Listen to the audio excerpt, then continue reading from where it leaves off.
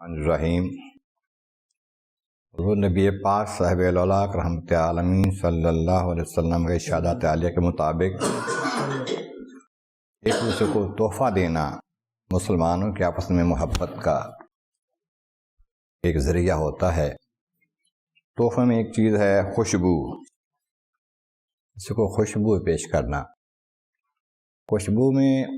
ہوتا ہے کہ بعض خوشبوئیں ایسی ہوتی ہیں سب کو پسند ہوتی ہیں، ہلکی پھلکی خوشبو ہے گلاب کی، موتی کی، ایسی چیزوں کی، ایسے عطریات کی۔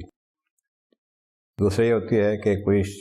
بہت تیز ہوتی ہیں، اس طرح ہوتی ہیں کہ سب کو پسند نہیں ہوتی، کسی کو پسند کسی کو نہیں، کسی کو وہ اس سے الرجی ہوتی ہے۔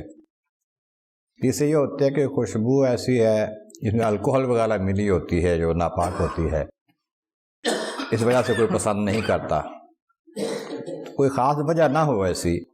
خوشبو اچھی ہو، مناسب ہو، اس میں مکان بری چیز نہیں ہے، اس کو موڑنا نہیں چاہیے، واپس نہیں کرنا چاہیے۔ اس کے بارے میں حدیث پاک ہے، مسلم شریف کی حدیث پاک میں ابو ہریرہ رضی اللہ عنہ سے روایت ہے، فرماتے ہیں قال رسول اللہ صلی اللہ علیہ وسلم، نبی رسول کریم علیہ السلام نے ارشاد فرمایا من عرض علیہ ریحان، اگر کسی کو ریحان پیش کی گئی، خوشبو کی ایک قسم اچھی خوشبو ریحان پیش کی گئی، فلا یردہ، اس کو نہ لوٹائے، فإنہ خفیف المحمل طیب الریح، پاک ہے، اچھی خوشبو ہے اور یہ ہلکی ہے، اس کا بوجھ نہیں ہوتا۔ معنی یہ ہے کہ ویسے تو بوجھ محسوس نہیں ہوتا، اور یہ چیز بھی ایسی نہیں ہے کہ جو بہت کسی نے دینے میں بہت باہر محسوس کیا ہو، دینے والے کو بھی بوجھ نہیں ہے، لینے والے کو بھی بوجھ نہیں ہے اس میں۔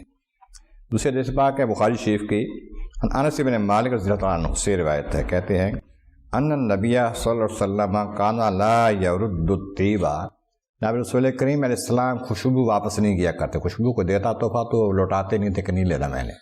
لے لیتے تھے، قبول فرماتے تھے۔ اس طرح خوشبو ہے، اگر کسی کو پیش کی جائے تو وہ قبول کرے، اگر اس میں کوئی خاص عذر کی بات نہ ہو۔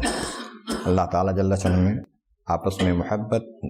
نیک محبت اور اچھا سلوک کی توفیق عطا فرمائے۔